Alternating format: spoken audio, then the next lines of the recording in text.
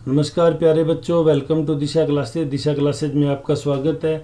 Normalisation को लेकर हरियाणा में एक बहुत बहस चल रही है। बच्चे हरियाणा स्टाफ सिलेक्शन कमीशन से मांग कर रहे हैं, अभी नॉर्मलाइजेशन का जो फॉर्मूला इन्होंने लगा रखा है, इस फॉर्मूले को आप प्लीज़ कैंसिल करो, क्योंकि इसमें हो क्या रहा है, जो सोशियो इकोनॉमिक बैकग्राउंड के जो 10 मार्क्स बच्चे ले रहे हैं, वो 10 मार्क्स वाले बच्चे तो सभी जगह सेलेक्ट हो रहे हैं और बाकी अदरवाइज कहीं सेलेक्ट नहीं हो रही है। 10 मार्क्स किस कैटेगरी में है? फादरलेस और जॉबलेस।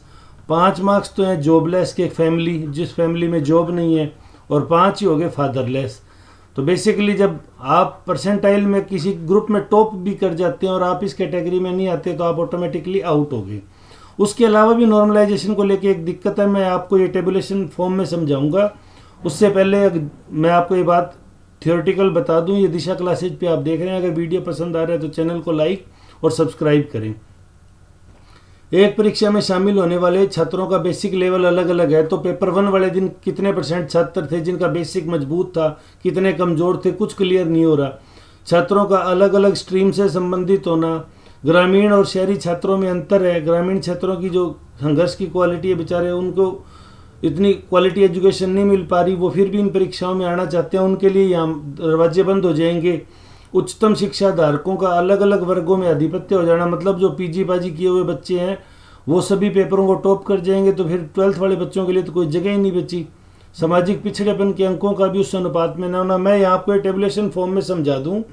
जैसे फीमेल कांस्टेबल के 7,298 पद थे, मेल कांस्टेबल के 5,500 वैकेंसी थी, उसके बावजूद भी परसेंटाइल 103 परसेंटाइल गई है, कट ऑफ 108 जा रही है। तो ये बड़े चिंताजनक बात है। कारण क्या है कि ये जो 10 मार्क्स है ना, 5 जॉबलेस और 5 फादरलेस, ये सभी दिक्कत जनरेट कर रहे हैं। इस चर्चा पे तो लगभग सभी यूट्यूबर्स ने वीडियो भी बनाए और अच्छे से इसको एक्सप्लेन किए। आप बच्चे भी सहमत हैं, मैं तो उनकी बात से काफ़ी हद तक सहमत हूँ। लेकिन उसके अलावा एक और बात भी गौर करने की है। जैसे ग्राम सचिव है, इसके 697 पोस्ट है, 588 पटवारी की और 1100 कैनाल पटवारी की, 2385 पोस्टों के लिए पेपर होना है, जिसके लिए आज आ गई ये बात कि इसमें भी नॉर्मलाइजेशन होगा। मान लो पेपर 1 है, पेपर 1 में 60% बच्चे वो अपीयर हुए जिनकी ग्रेजुएट हो रखी है। उन 60 में से 20% ने आगे पोस्ट ग्रेजुएट भी कर रखी थी। पेपर 2 में 70% बच्चे हैं, जबकि इनकी क्वालिफिकेशन कांस्टेबल की 12th थी, इनकी अलग है, उनकी क्वालिफिकेशन 12th थी। यहाँ 30% बच्चों ने पोस्ट ग्रेजुएट कर रखा है, यहाँ 80% बच्चे ग्रेजुएट है। मान लो 20% बच्चे ही हैं जो 12th पास है। तो क्या पता चलता है किस दिन ग्रेजुएशन वाले ज़्यादा बैठ रहे हैं, किस दिन ग्रेजुएशन क्वालिफिकेशन वाले कम बैठ रहे हैं, किस दिन पोस्ट ग्रेजुएशन वाले ज़्यादा बैठ रहे हैं। ये रोल नंबर इशू करते टाइम या तो इसको प्रोपोर्शनल में लागू किया जाए, भाई हर दिन बराबर। इस दिन भी 55% बच्चे वो होंगे जिनकी ग्रेजुएशन है, इस दिन भी 55% बच्चे वो होंगे जिनकी ग्रेजुएशन है, इस दिन भी 55% बच्चे, तब तो चलो चारों दिन के पेपर का लेवल है। दूसरा एक महत्वपूर्ण चीज़ आती है स्ट्रीम। अगर पेपर में मैथमेटिक्स का वेटेज है, साइंस स्ट्रीम के बच्चे इस दिन 30% अपीयर हुए, 40% बच्चे हुए पेपर 2 में, पेपर 3 में 50% बच्चे, तो ये 50% बच्चों के लिए पेपर आसान हो जाएगा, इन 20% के लिए पेपर टफ हो जाएगा। तो कैलकुलेशन निकालने का क्राइटेरिया पेपर की टफनेस तो रही नहीं, बच्चे की स्ट्रीम होगी। आप बच्चे को 12th क्वालिफाई मांग रहे हो, 12th क्वालिफाई की अब स्ट्रीम क्या होगी? जबकि यहाँ तो पोस्ट ग्रेजुएट भी MSc मैथमेटिक्स वाले बच्चे भी मिल जाएंगे, इस दिन वो भी नहीं मिलेंगे। सोशल वीकनेस में रूरल के बच्चे कितने अपीयर हो रहे हैं? कहीं हो सकता है 10% ही बच्चे रूरल अपीयर हो रहे हो, कहीं 15% ही हो रहे हो, कहीं 25 हो रहे हो, कहीं 60 हो रहे हो। तो ये तो रूरल और अर्बन के बच्चों के अंदर संघर्ष हो गया। मान लो शहर में कोई व्यापारी वर्ग है, उनका बच्चा है वो फादरलेस है और जॉबलेस है, तो वो 10 नंबर ले गया। वो हालांकि उसकी कॉन्वेंट की एजुकेशन है, उसने बढ़िया पेपर भी अपने परसेंटाइल में थोड़ा वीक रहा, लेकिन इन नंबरों के मार्क्स ले गया। रूरल में बच्चों के पास सोर्सेज नहीं है, वो यहाँ परेशान हो गए। फिर कास्ट बेस रेशो, पेपर पहले वाले दिन 30% बच्चे जनरल के थे, दूसरे दिन 40% हो गए, हो सकता है किसी दिन 80% बच्चे जनरल के हों। तो ये पेपर तो जनरल वालों के लिए महाभारत हो जाएगा। जिस दिन ये पेपर होगा उस दिन पेपर 3 वाले दिन तो जनरल का कोई कैंडिडेट ही सिलेक्ट नहीं होगा। यहाँ 45% जनरल के हो रहे हैं। तो इन सारी चीज़ों का क्या है कि सरकार को या तो इनका एक क्राइटेरिया करना चाहिए, भाई ग्रेजुएट अगर 12th क्वालिफिकेशन मांगी है तो ये 12th बेस्ड बच्चे हैं, उसके बाद में ग्रेजुएशन के आपने 5-5 नंबर दे दिए और फिर पेपर टफ रख दिया, नॉर्मलाइजेशन का लेवल अलग अलग कर दिया। नॉर्मलाइजेशन कहाँ चलता है, यहाँ हम इस बात पे थोड़ी चर्चा करते हैं। नॉर्मलाइजेशन चलता है यूजीसी में, यूजीसी नेट के एग्जाम में चलता है। क्यों चलता है? क्योंकि सब बच्चों की क्वालिफिकेशन एमए है।